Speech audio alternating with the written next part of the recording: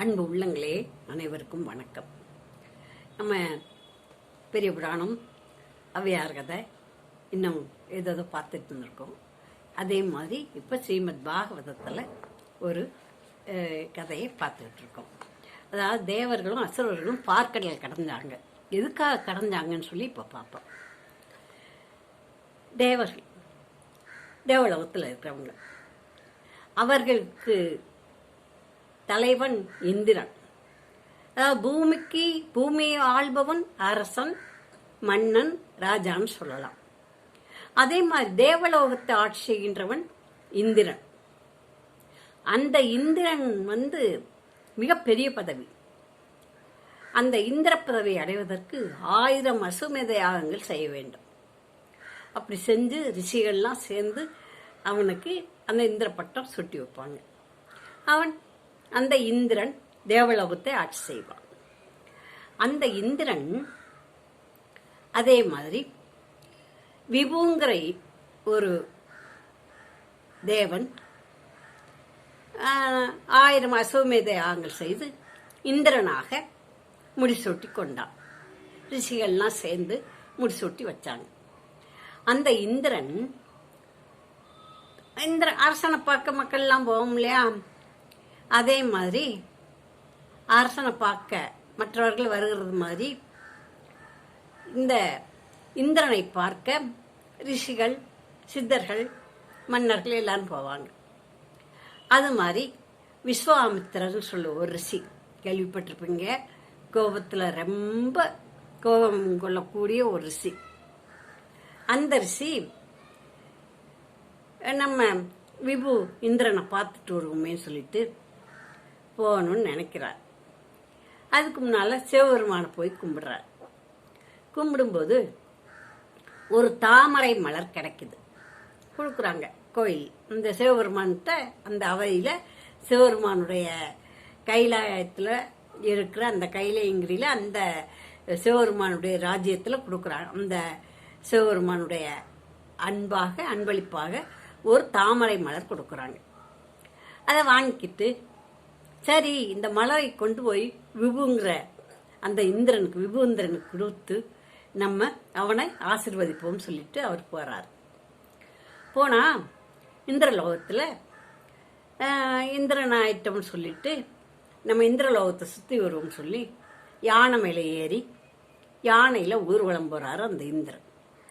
போகும்போது அவனுக்கு சந்தோஷம், நம்ம இந்திரன் ஆகிட்டோம், இந்திர தேவலோகத்தில் தேவர்கள் எல்லாம் அப்படி பார்த்துட்டோன்னு போய்கிட்டு இருக்கான். அந்த இந்திரன் ஆயிட்டோங்கிற ஒரு தெம்பு அவனுக்கு மனசுல இருக்கு, ஒரு மமதை. அந்த நேரத்தில் பார்த்து இந்த விஸ்வாமித்திரர் போய்கிட்டு இருக்காரு. அவரை பார்க்க யானை மேல போய்கிட்டு இருக்காரு இந்திரன். இந்திரனுக்கு ஐராவதம்னு நீங்க நினைக்கலாம். ஐராவதம் இந்த இடத்துல இன்னும் ஐராவதம் வரல. பார்க்கடலை கடைஞ்ச போதுதான் அந்த ஐராவதம் வந்தது. அதனால இப்போ யானை மேலதான் இந்த விபுங்கிற இந்திரன் போய்கிட்டு இருக்கான், ஊர்வலம் போய்கிட்டு இருக்கான். அப்போ அந்த விஸ்வாமித்திர ரிஷி வாராரு. வந்தா இந்த விபு முதல்ல ஊர்வலம் போறானே, வாரவங்களுக்கு பார்க்குறவங்களுக்கும் வாங்க சொல்லணும். ரிஷிகள் வரும்போது எப்படி மரியாதை செலுத்தணும், அந்த மரியாதை செலுத்த தெரியாமலோ இல்லை அந்த மமதையின் காரணமாகவோ தெரியல, வணக்கம்னு சொல்லலை, சிரிக்கிறான். அவர் சரி அதை மன்னிச்சு இந்த பூவை கொடுப்போம்னு சொல்லி தாமரைப்பூவை கையில் இருந்த தாமரைப்பூவை கொடுக்குறாரு. கொடுத்தா இடது கையால் வாங்குறான்.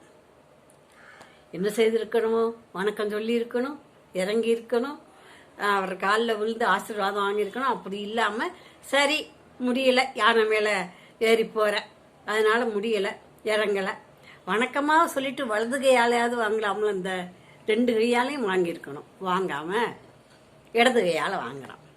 சரி வாங்கின மலர் என்ன செய்யணும், வணக்கம் சொல்லி தன் மடியில் வச்சிருக்கணும். அப்படி இல்லாமல் இடது கையில் வாங்கி அப்படி யானை மத்தகத்தில் வச்சிடறான். வச்சா இந்த யானை என்ன செய்து அந்த மலரை தூக்கி கீழே போட்டு அது நசுக்கிடுது, மிதிச்சு நசுக்கிடுது. நசுக்கினோட அது மனசுல என்ன தோணுச்சோ நசுக்கிடுது. நசுக்கின உடனே இந்த விஸ்வாமித்திரருக்கு கோபம் வந்துருச்சு. இந்த தேவலோகத்து செல்வங்கள் எல்லாம் கொஞ்சம் கொஞ்சமாக குறையட்டும். இந்த தேவர்கள் செல்வாக்கு குறையட்டும், இந்த இந்திரனுடைய செல்வாக்கு குறையட்டும் சொல்லிட்டு சத்தமா சொல்லியிருந்தா கேட்டிருக்கும். என்ன செய்யறதுன்னு மற்றவர்களாவது கேட்டிருப்பாங்க. இவர் வாட்டுக்கு சொல்லிட்டு போயிட்டார் தன்னுடைய இடத்துக்கு. தேவலோகத்தில் கொஞ்சம் கொஞ்சமாக மங்கிக்கிட்டு வருது அதனுடைய செல்வாக்கு. ரொம்ப கஷ்டம் வர ஆரம்பிச்சிருது. தேவர்கள்லாம் யோசிக்கிறாங்க.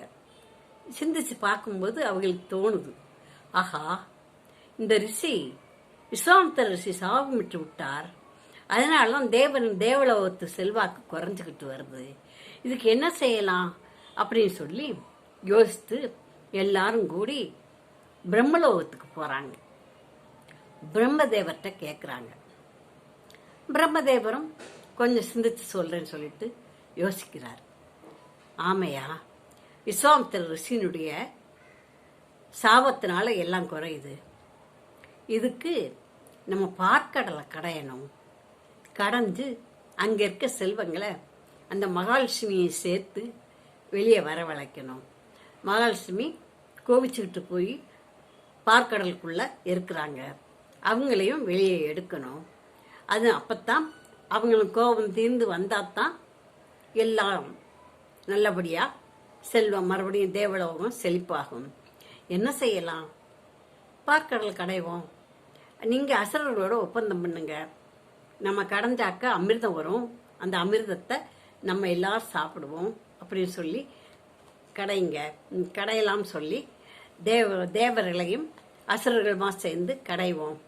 சரி, அதுக்கு என்னென்ன வேணும் அப்படின்னு சொல்லி யோசிக்கிறாங்க.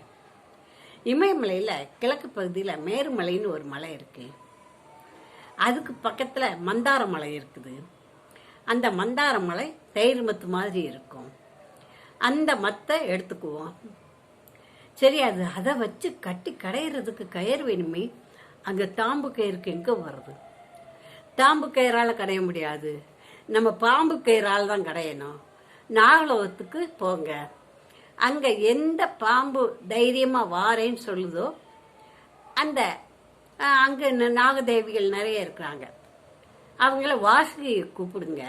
இந்த வாசுகிங்கிற நாகம் இதுக்கு ஒத்து வரும். அந்த வாசுகியை வச்சு நம்ம இந்த மந்தார மலையை மத்தாக்கி வாசுகியை தாம்பாக மாற்றி கயிறாக மாற்றி கடைவோம். ஒரு பக்கம் தேவர்கள் பிடிச்சுக்குவோம், இன்னொரு பக்கம் அசுரர்களை பிடிக்க சொல்லுவோம். ஆக நானும் கூட வந்து இருக்கிறேன். அப்போ கடைஞ்சு அந்த பார்க்கடல் கடையும் போது நமக்கு எல்லா செலவும் வரும், நம்ம அதை கடைஞ்சு எடுத்துக்குவோம் சொல்கிறார். சரி அப்படின்னு சொல்லி இந்த தேவர்கள் போய் அந்த மந்தார மலையை மத்து மலைன்னே வச்சுக்குவோமே, மத்து மாதிரியே இருக்குமா, அது படங்களில் பார்த்தா யூடியூப்பில் பாருங்கள், மத்தார மலைன்னு சொல்லி அது அப்படியே மத்து மாதிரியே அதுக்கு கீழே தயிர் மத்தில் இருக்க அந்த வடிவம்லாம் இருக்குது அந்த மலைக்கு. சரி அப்படின்னு பார்த்தா அதை போய் பிடுங்கி பார்க்குறாங்க தேவர்கள், முடியலை. என்ன மத்தார மலையவே பிடுங்க முடியலையே அப்படின்னு சொல்லிட்டு வாசுகியை போய் கேட்குறாங்க. அந்த நாகம் ஒத்துக்குச்சு. சரி, விஷ்ணு பகவானே சொல்லியிருக்காருன்னா நான் வந்து கடையிறதுக்கு ஒத்துக்கிறேன்னு சொல்லிட்டு. ஆனால் விஷமெல்லாம் வெளியே வரும், விஷக்காத்து வரும், அதுக்கெல்லாம் பார்த்துக்கணும். இல்லை விஷ்ணு பகவானே வராரு, அதனால கூட வந்து நிற்பாரு, அதனால அதெல்லாம் சரி பண்ணிக்கிடுவாருன்னு சொல்கிறாங்க. சரின்னு சொல்லி இந்த மந்தார மலையை பிடிங்கி பார்க்குறாங்க, பிடுங்க முடியல. சரின்னு போய் விஷ்ணு பகவான்கிட்ட கேட்குறாங்க என்ன செய்யலாம்னு சொல்லி. நான் வரேன் அப்படின்னு சொல்லி அவர் கர்டனில் வர்றாரு, பறந்து வர்றாரு. வந்து அந்த மலையை பிடுங்கி கர்டன் மேலே வைக்கிறார். வச்சு பார்க்கடலுக்கு கொண்டு வராரு. கொண்டு வந்து அந்த மத்தார மலையை கீழே இறக்கி வைப்பார், பார்க்கடலுக்குள்ளே வையின்னு சொல்கிறார். கருட பகவான் வச்சிருந்தோம். வச்சுட்டு உடனே கர்டனை நீ நம்ம விஷ்ணு லோகத்துக்கு போயிரு அப்படின்னு சொல்கிறாங்க. எதுக்காக போக சொல்கிறாங்க சிந்திச்சு பாருங்க, யோசனை வரும். அதை தொடர்ந்து இன்னொரு பதிவில் அதை சொல்கிறேன். மதுரை விசாலாட்சி ஆட்சி என்று போட்டால் பதிவு ப்ரெஸ் பண்ணினால், இந்த உங்கள் மொபைலில் ப்ரெஸ் பண்ணினால் இந்த என்னுடைய பதிவுகள் வரும்.